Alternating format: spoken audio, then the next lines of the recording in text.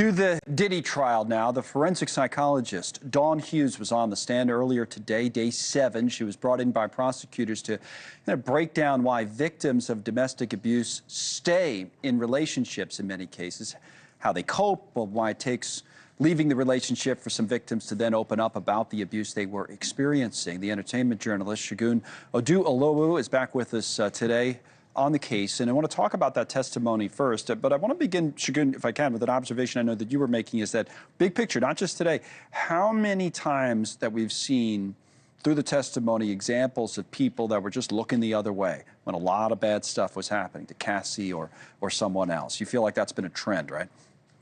Yeah, Connell, as always, thank you for having me. And it's been so startling to me. Employees, former assistants, former musicians, everyone within the Diddy orbit, all have testified they witnessed violence, they saw it on multiple occasions, and yet they did nothing. And this spans years, right? Cassie is with him, but all of these people, these bystanders, are watching it happen, seeing it occur, and still either continue to do business with Diddy or stay in his orbit.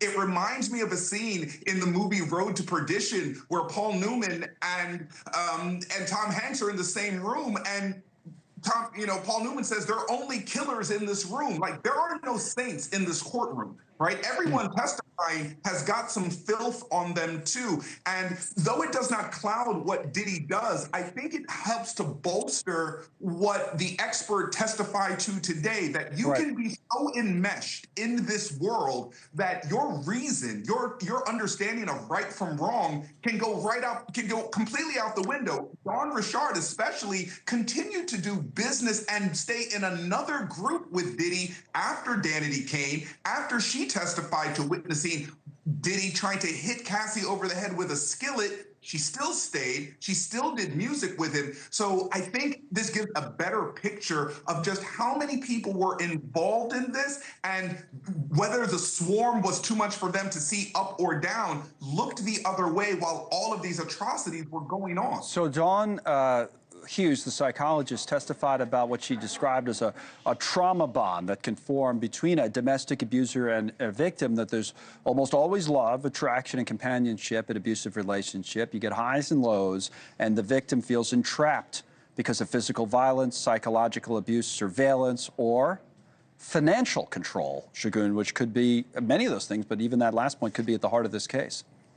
Yes, financial abuse is something that needs to be looked at, because what we've heard in so many, forums and chats and discussions all around is, why did she stay? Oh, she must have stayed for the money. But financial abuse, when you're dealing with someone as all powerful as Diddy was, he controlled, and Cassie testified it, he paid her rent, he controlled who she saw, what she wore, where she went, and even how she made her money. He was in control of all of that. That financial is not something to overlook, because it was a way of him keeping her in control, and it was a way of him keeping his whole empire in control. All these people beholden to him for a paycheck, willing to go along with atrocities that they probably knew weren't crazy. Even got her mom involved, which you heard about yesterday. The final point here, we talked about this before the last break. This is the federal agent was testifying this. What was found in his home in Miami? What were the items? So you got guns, .45 caliber handguns, several rounds in his suitcase, AR-15 parts, 31 bottles of baby oil, along with sex toys, women's high heels, and the like. So I don't know if we're surprised at this point, but that's what was there.